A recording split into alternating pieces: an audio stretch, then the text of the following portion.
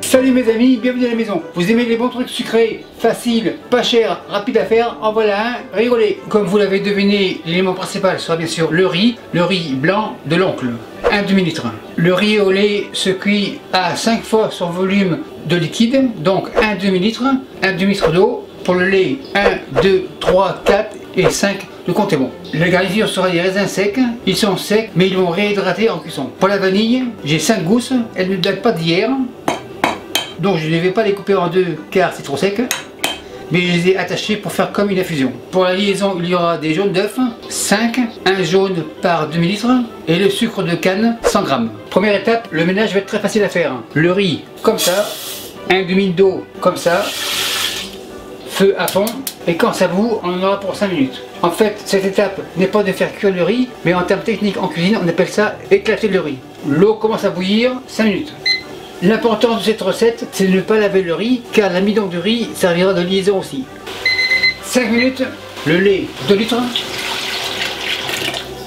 On secoue. La vanille, comme ça.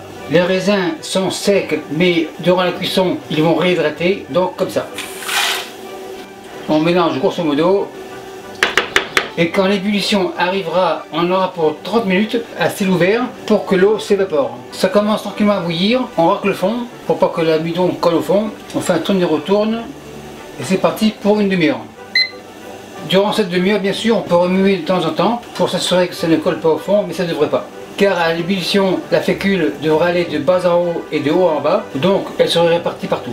Et je vous reviens quand même dans 30 minutes. Entre temps, on a le temps de faire la liaison. Les jaunes ici, le sucre 100 g comme ça, le bol à la plonge, petit fouet et on mélange.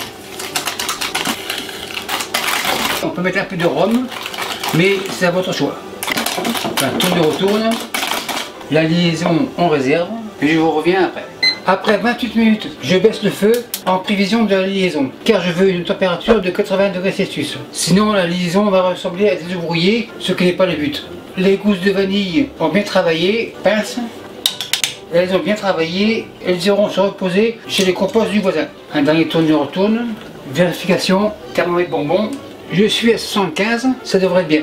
La liaison, on la réactive, liaison dans le riz, on mélange. Le bol à la plonge, le fouet à la plonge, thermomètre à la plonge. Et on remue tranquillement, bien sûr sans faire bouillir, le feu est très doux. Enfin je le répète, cette liaison est un peu comme la crème anglaise, donc les jaunes d'œufs coagulent à 80 degrés Celsius, mais pas plus. Enfin tourne et retourne, régulier, la liaison est impeccable, feu éteint.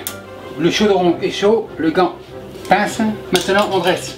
Chaudron comme ça, contrôle de la qualité, assiette, raisin, couteau jaune bien sûr, le raisin est jaune, on vérifie, super nickel, il a réhydraté impeccable. Pour le riz, pas de résistance, c'est cuit. Un dernier tourne et retourne, spatule, pince, plonge, le gant au lavage. Maintenant on dresse, louche, petit plat, assiette pour la protection. La consistance est super nickel. En fait ce dessert se mange chaud, tiède ou froid. Encore un peu ici. Un peu là, le compte est bon, tout le monde est content. Assiette plonge. On peut tasser un petit peu comme ça. La décoration optionnelle, cannelle.